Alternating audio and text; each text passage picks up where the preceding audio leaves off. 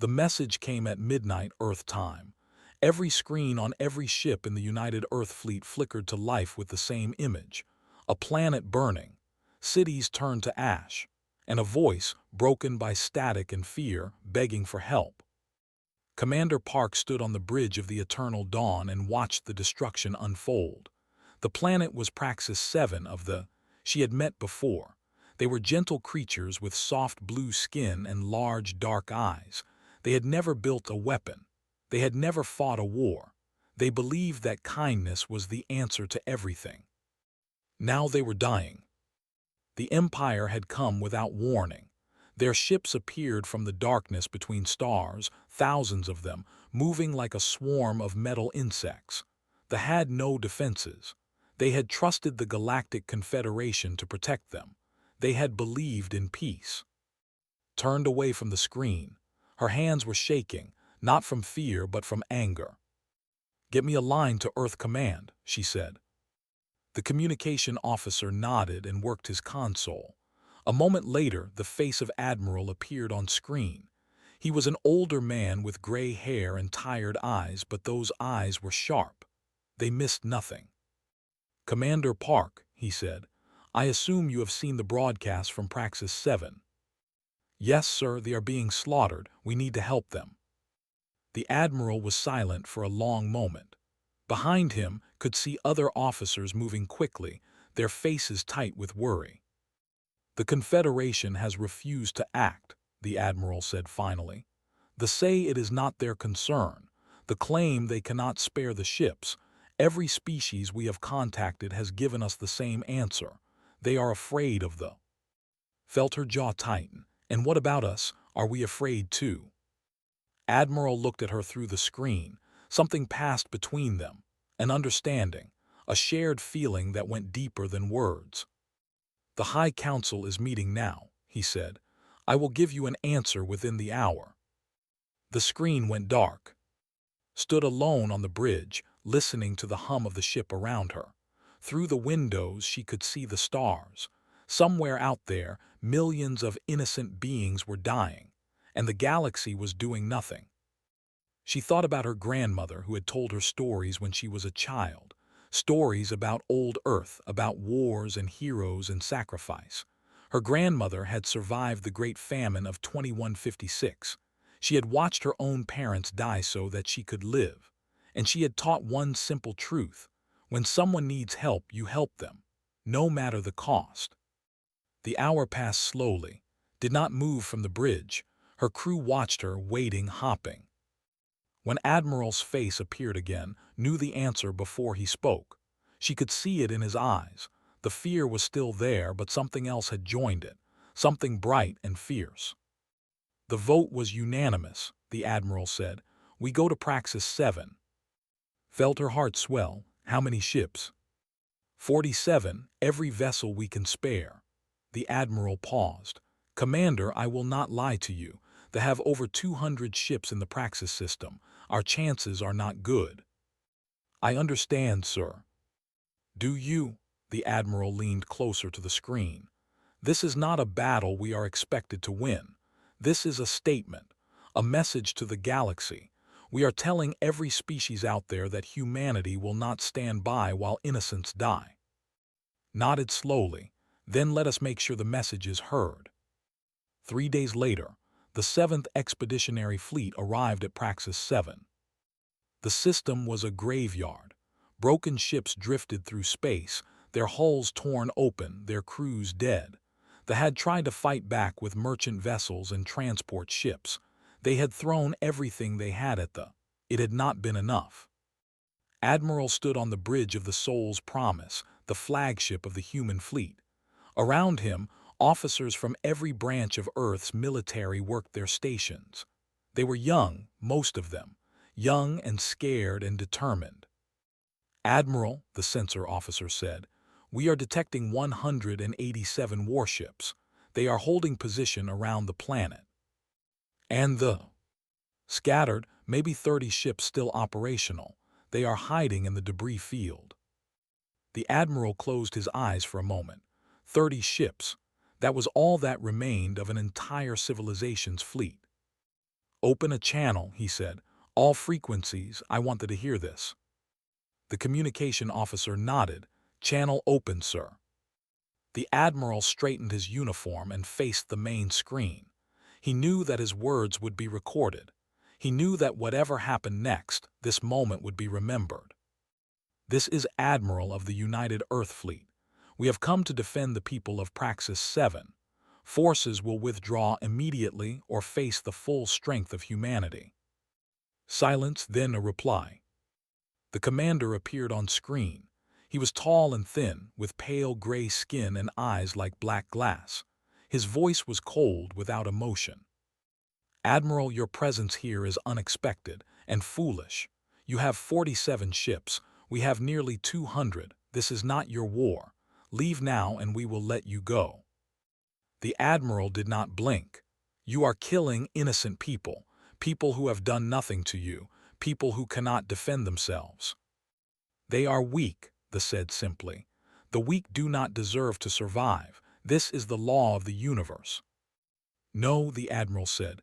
"That is the law of cowards." The commander's eyes narrowed. "You will die here, human. All of you will die. And for what? For creatures you have never met. For a world that is not your own." Admiral smiled. It was a small smile, sad and proud at the same time. "When the innocent cry out," he said, "every war is our war." He cut the channel. The bridge was silent. Every officer stared at their admiral. Park, standing at the tactical station, felt tears in her eyes, not tears of sadness, tears of pride. "All ships," the admiral said quietly, "prepare for battle." The human fleet moved forward, 47 ships against nearly 200.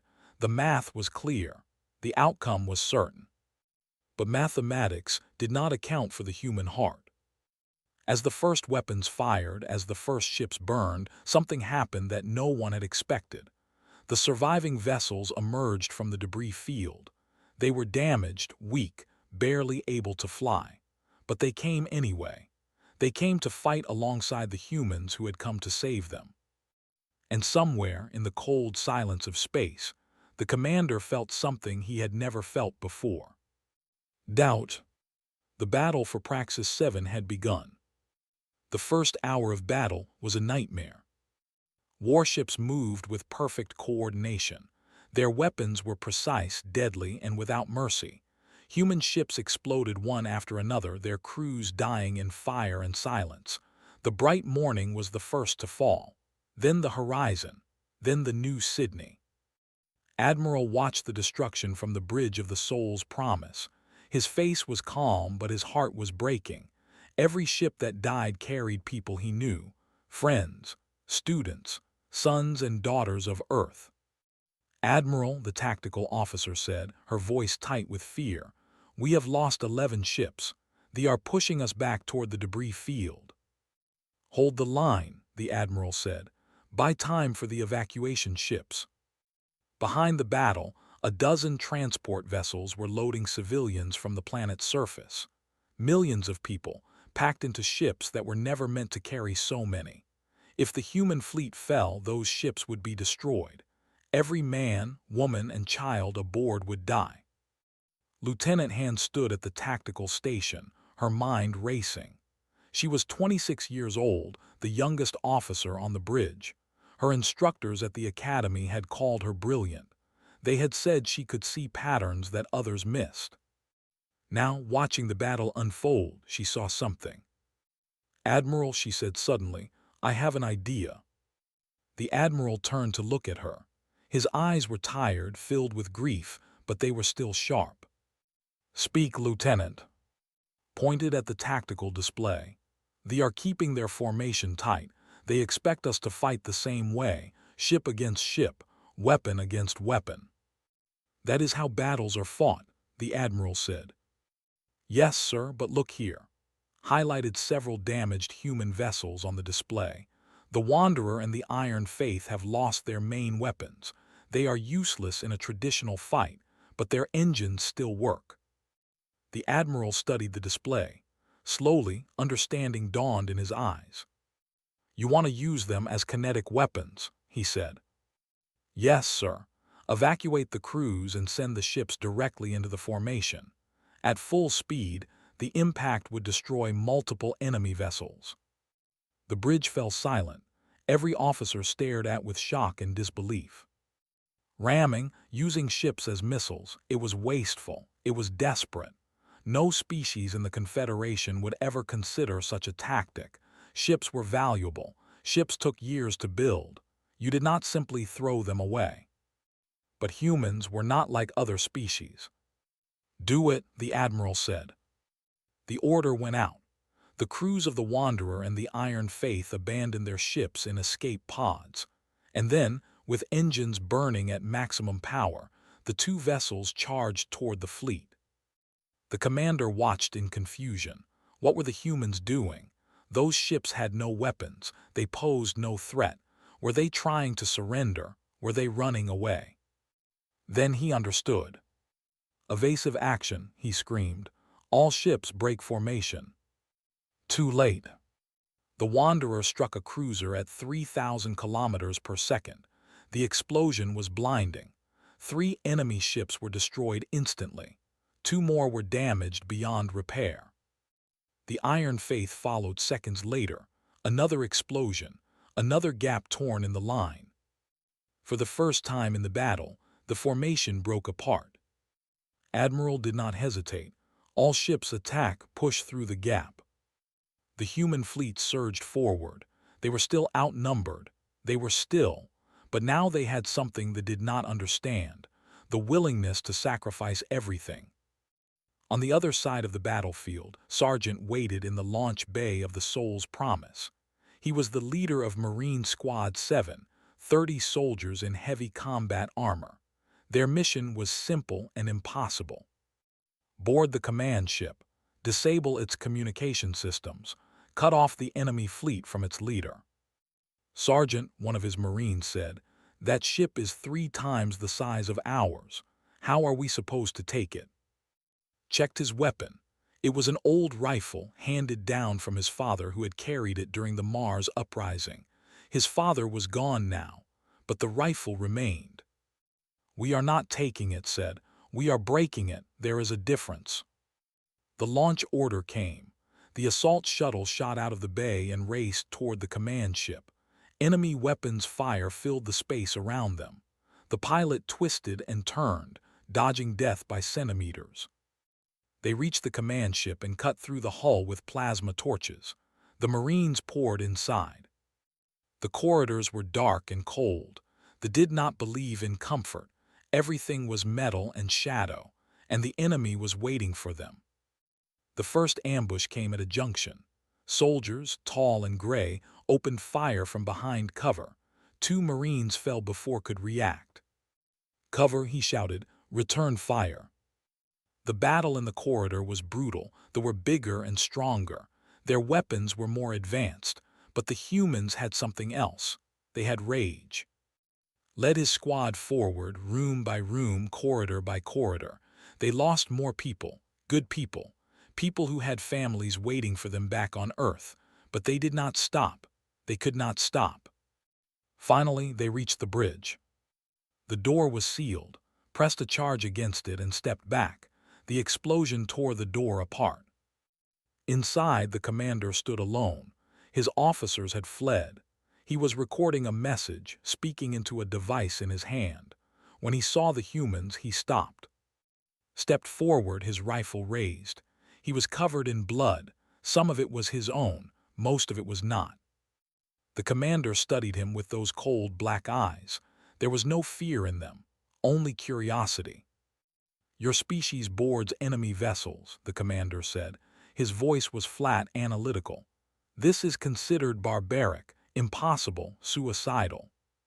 "We do not care what is considered," said. "We care about winning." The commander tilted his head.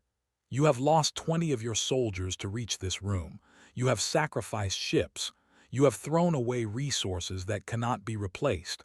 For what? For a species that is not your own. For a planet you have never seen." Thought about his grandmother. She had been a refugee fleeing a flood that had destroyed her village. Strangers had taken her in, fed her, protected her. They had gained nothing from helping her. They had done it anyway. "That is what we do," said. "We help each other." The commander was silent for a long moment. When he spoke again, his voice held something new, something that might have been wonder. "What manner of creatures are you?" Smiled. It was a tired smile, filled with pain and pride. "We are human. We do not know how to surrender." He raised his rifle. Outside, the battle continued to rage, but the tide had turned. The fleet, cut off from its commander, began to fall into chaos. Human ships pushed forward, fighting with desperate fury. And somewhere, watching from the surface of Praxis 7, a young child looked up at the sky and saw the fires of war. "Who are they?" she asked her mother. "Who is fighting for us?" Her mother held her close, tears streaming down her blue face. "They are called humans," she whispered, "and they came when no one else would." The news spread across the galaxy like fire through dry grass. Humanity had won. 47 ships against nearly 200, 18 human vessels destroyed, thousands dead, but the had retreated, the had survived, and the galaxy would never be the same. Her job was to study other species, to understand how they thought and felt and lived. She had spent 20 years traveling the Confederation, learning languages and customs and beliefs. She thought she understood the galaxy. She was wrong. 3 weeks after the Battle of Praxis 7, arrived at Station, a massive trading hub where dozens of species gathered to buy and sell and argue. She was there to document the aftermath of the battle, to record how other species reacted to what humanity had done. What she found amazed her. In the market district, a group of warriors stood around a holographic display.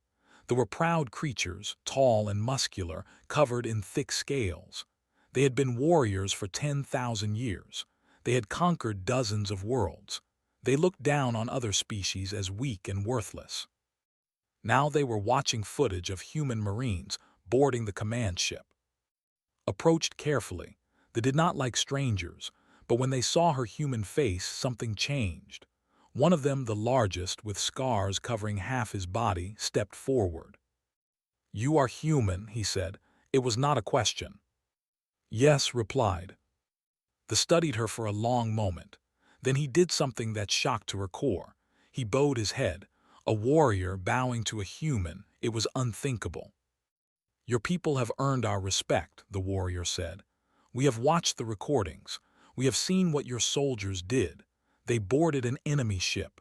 They fought in corridors too small for their bodies. They died one by one, and still they kept fighting." He looked up, meeting eyes. "We have fought 1,000 species across 10,000 years. We have never seen anything like humanity." Did not know what to say. She had expected curiosity, maybe fear. She had not expected admiration. "Why?" she asked finally. "Why does this matter so much to you?" The warrior was silent for a moment. When he spoke again, his voice was softer.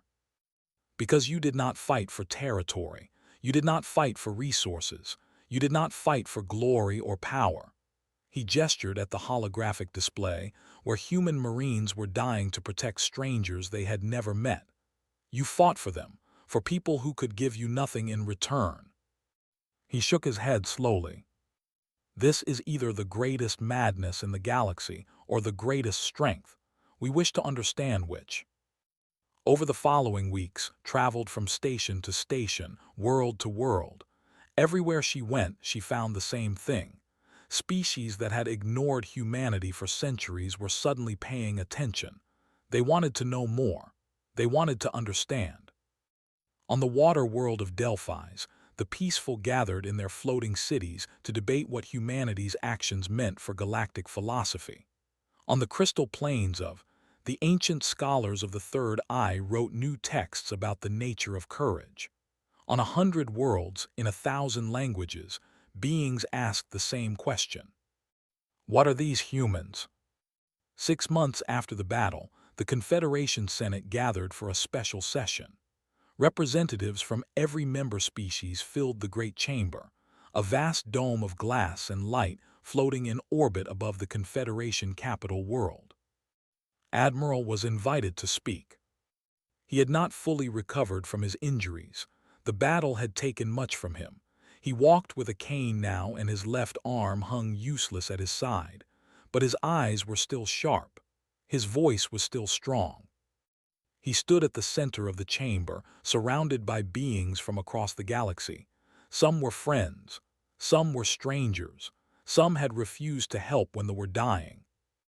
"I am told," the Admiral began, "that our actions at Praxis 7 were unexpected, that no one believed humans would sacrifice so much for a species not our own." He paused, looking around the chamber. "This confuses me, because from our perspective there was no choice. They were dying, they called for help. We answered. This is not heroism. This is not madness. This is simply what you do when someone needs you." The chamber was silent. Every being watched the old human with his cane and his useless arm and his tired eyes. "We are not special," the Admiral continued. "We are not stronger or smarter or braver than any of you. We simply refuse to accept that evil should go unopposed. We believe that every life has value. We believe that the strong have a duty to protect the weak." He lifted his cane and pointed at the assembled representatives. "These are not human beliefs.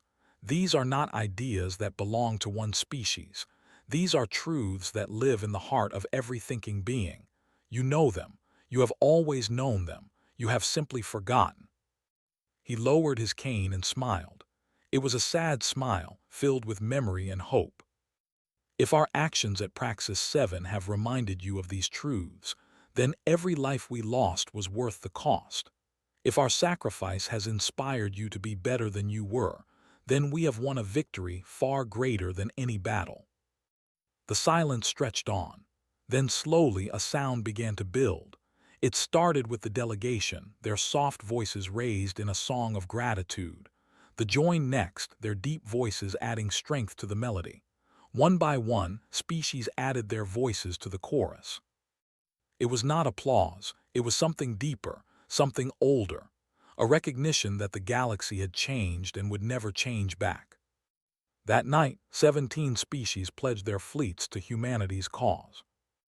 The ambassador stood before the Senate and announced that his people would stand with humanity against the Empire.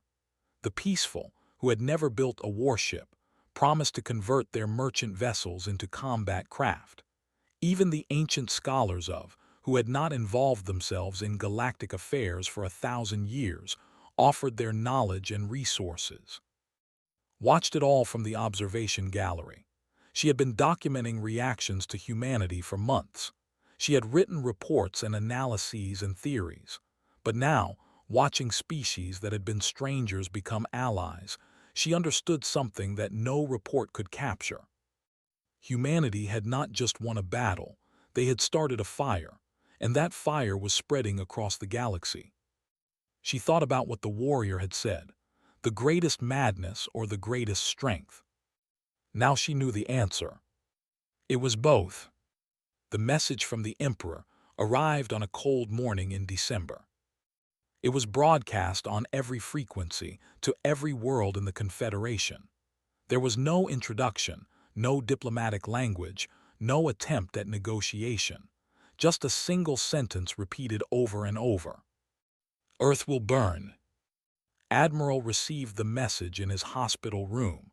He had been recovering for months, his body slowly healing from the wounds of Praxis 7. The doctors had told him he might never command a ship again. He had ignored them. Now, listening to the Emperor's promise, he felt something cold settle in his chest. Not fear, something deeper. The understanding that everything he had fought for, everything humanity had built, was about to face its greatest test. He called Commander Park. "How many ships?" he asked. His face was pale on the screen. "Intelligence reports 2,000 warships. They are gathering at the edge of their territory. Estimated time to reach Earth is 6 weeks. 2,000 ships. The human fleet numbered less than 200. Even with their new allies, the combined Confederation force was barely 800 vessels. "It is not enough," the admiral said quietly. "No, sir," agreed, "it is not." The admiral was silent for a long moment. Through the window of his hospital room he could see the earth, blue and green and white, beautiful, fragile. "Then we will have to find a way to make it enough," he said. The call went out across the galaxy. Every species that had pledged support was asked to send everything they could spare. Ships, soldiers, supplies, anything that could fight. The responses came back, one after another, and something remarkable began to happen. Captain Song commanded the indomitable, the and most powerful ship in Earth's fleet.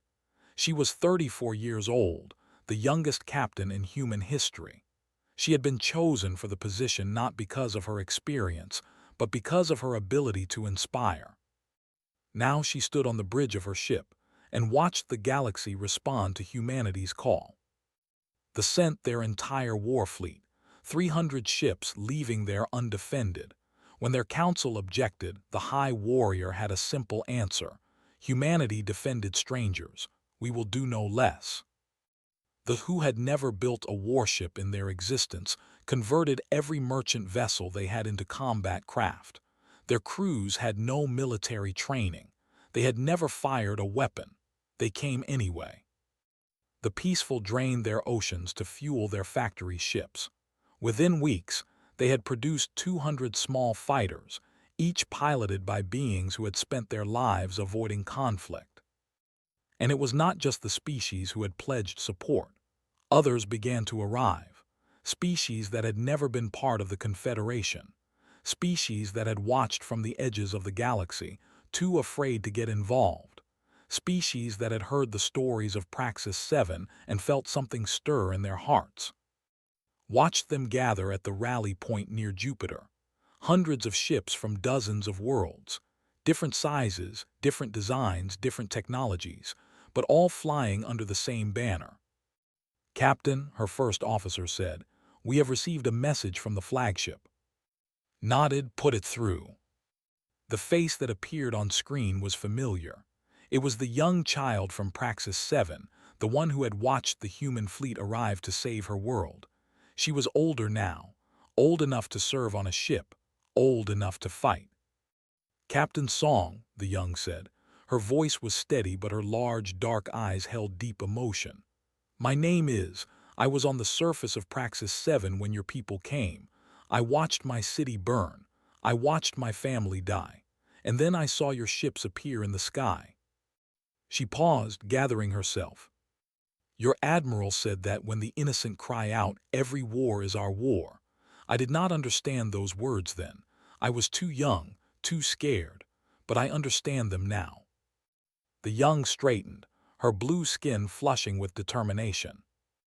"My people have never known war. We do not know how to fight, but we know how to die for what we believe in. We learned that from you." Felt tears in her eyes, she blinked them away.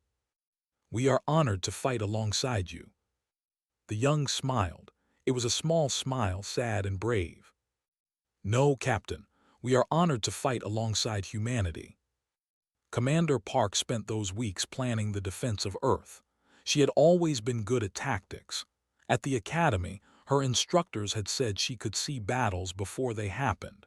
Now she needed that ability more than ever. The problem was simple. They had numbers, they had technology, they had experience. The Allied fleet had none of those things. But they had something else. Late one night was working alone in the planning room when Lieutenant Han entered. Had been promoted after Praxis 7. She commanded her own ship now, but she still came to for advice. "Commander," said, "I have been thinking about the battle." Looked up from her displays. "What about it?" "The fight with perfect coordination. Every ship knows exactly what to do. Every maneuver is calculated to maximum efficiency." Sat down across from, "But that is also their weakness." "Explain." "They cannot adapt. They follow their programs, their protocols. When something unexpected happens, they freeze. We saw it at Praxis 7. When we rammed our ships into their formation, they did not know how to respond. Consider this. You want to use that against them. Yes, leaned forward, her eyes bright with excitement, but not just through tactics, through trust. She pulled up a display showing the Allied fleet, ships from different species, different technologies, different cultures. They expect us to fight like them, each species following its own protocols, coordinating through standard channels, predictable. She highlighted a group of ships from different worlds. But what if we do not fight like that? What if we create mixed squadrons, ships from different species working together, trusting each other completely? They have never faced an enemy like that. Their programs cannot predict what we will do because we ourselves do not know until we do it. Stared at the display. It was a radical idea, dangerous. It required a level of trust between species that had never existed before. But it might work. Set it up, she said. Mixed squadrons, every species working together. Smiled, yes, Commander. As she left, turned back to the window. Earth hung in the darkness, surrounded by the lights of hundreds of ships from across the galaxy. They had come to fight. They had come to die. They had come because humanity had shown them what it meant to stand for something greater than survival. In 6 weeks they would arrive, 2,000 ships against 800. The math was clear. The outcome was certain. But mathematics did not account for what humanity had built. Not a fleet, not an alliance. A family. And families fought together. The fleet arrived at dawn, Earth time. 2,000 warships emerged from faster-than-light travel at the edge of the solar system. They moved in perfect formation, a wall of metal and death stretching across the darkness. Their weapons were charged. Their crews were ready. They had come to destroy humanity, and nothing would stop them. Admiral stood on the bridge of the Soul's Promise. He had left the hospital 3 weeks early. The doctors had warned him that he was not ready. He had thanked them and walked out anyway. Around him, officers from 6 different species worked their stations. A warrior managed weapons. A scholar handled communications. An engineer monitored the ship systems. They moved together in perfect harmony, each trusting the others with their lives. This was what humanity had built, not just an alliance, a family. Admiral, the sensor officer said, "They are advancing, all 2,000 ships." The admiral nodded slowly. He had known this moment was coming. He had prepared for it. But preparation and reality were different things. "Open a channel to all ships," he said. The communication officer worked his console. "Channel open, sir." The admiral looked at the main screen where the fleet grew larger with every passing second. He thought about his wife, waiting on Earth. His children. He thought about all the people he was fighting to protect. "This is Admiral," he said. "In a few moments we will engage the enemy. Many of us will not survive. I will not lie to you about that." He paused, gathering his words. "But I want you to remember something. Look around you. Look at the beings standing beside you. They come from different worlds. They speak different languages. They have different histories and cultures and beliefs. And yet they are here. They are here because 1 year ago humanity answered a call for help. We did not know we had never been to their world, but they were in danger and we went." His voice grew stronger. That choice started a fire that spread across the galaxy, a fire that brought all of you here to fight for a world that is not your own, for a species that is not your kind. And that fire is something that cannot understand. They fight for conquest. We fight for each other. He straightened, despite the pain in his body. "Today we show the galaxy what happens when good people stand together. Today we become a legend. Today we win." He cut the channel. The battle began. The first hour was chaos. Warships poured forward, their weapons tearing through space. Allied ships exploded in bursts of fire and debris. The Bright Hope fell first, then the Pride, then a dozen vessels, their inexperienced crews fighting with desperate courage. Captain Song commanded the Indomitable from the center of the Allied formation. Her ship was surrounded by enemies, weapons fire striking her shields from every direction. "Shields at 40%, her first officer reported. "We cannot take much more of this." Gritted her teeth. The battle was going badly. There were too many, too strong. They were pushing the Allied fleet back toward Earth. Then she saw an opening. "All ships in Squadron 7, she called into her communicator, "follow me. We are going through." Squadron 7 was a mixed group. Human, ships that had never worked together before the war, ships that had learned to trust each other in the weeks of training. They followed without hesitation, pushed the Indomitable forward, driving into a gap in the formation. Her squadron followed, a spear of fire and metal cutting through the enemy line. The commander watched in confusion. This was not how battles were supposed to work. The Allied ships were not following any tactical program. They were not coordinating through standard protocols. They were simply trusting each other. His algorithms could not predict their movements. His programs could not anticipate their tactics. For the first time in his long career, he did not know what to do. Lieutenant Han commanded the on the right flank. She had designed the mixed squadron system. Now she was watching it work. "All ships," she called, "execute maneuver Delta 7. 12 ships from 12 different species responded. A destroyer moved left. A transport moved right. A fighter dove beneath the enemy formation. The movements seemed random, chaotic, but they were perfectly coordinated, based on trust rather than programming. The ships they targeted did not know how to respond. They tried to adapt, but their systems could not process movements that had no logical pattern. The Allied ships struck as one. 19 hours. The battle lasted 19 hours. Ships fell on both sides. The Allied fleet lost 200 vessels, the loss twice that many, but still they came, driven by their emperor's rage. The turning point came near the end, when the flagship finally entered the battle. Admiral saw it on his display. A massive ship, larger than any other, bristling with weapons. The Emperor himself was aboard, commanding the final push to destroy Earth. "All ships," the Admiral said quietly, "converge on the flagship." The Allied fleet responded. Damaged ships, exhausted crews, beings who had been fighting for almost a full day without rest. They turned and charged toward the flagship. Sergeant led the boarding party. He had survived Praxis 7. He had spent the months since training Marines from a dozen different species. Now he led them into the heart of the enemy. The fighting in the corridors was brutal. Soldiers fought with cold fury, defending their emperor. Allied Marines died by the dozen, but they kept coming, pushing forward through blood and fire. Reached the throne room first. The emperor was there, surrounded by his guards. He was tall, taller than any had seen, with eyes like frozen stars. "You cannot win," the emperor said. His voice was calm, without emotion. "Even if you kill me, another will take my place. The empire is eternal." Raised his weapon. He was tired, wounded.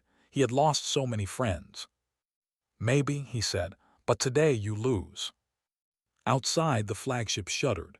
Allied ships had surrounded it, pouring fire into its hull. The great vessel began to break apart. The Emperor died with his ship. The fleet, without leadership, fell into chaos. Some tried to flee. Others fought on until they were destroyed. But the battle was over. Earth had survived. 5 years later, Doctor published her research. It was called The Human Spirit, a study of transformation.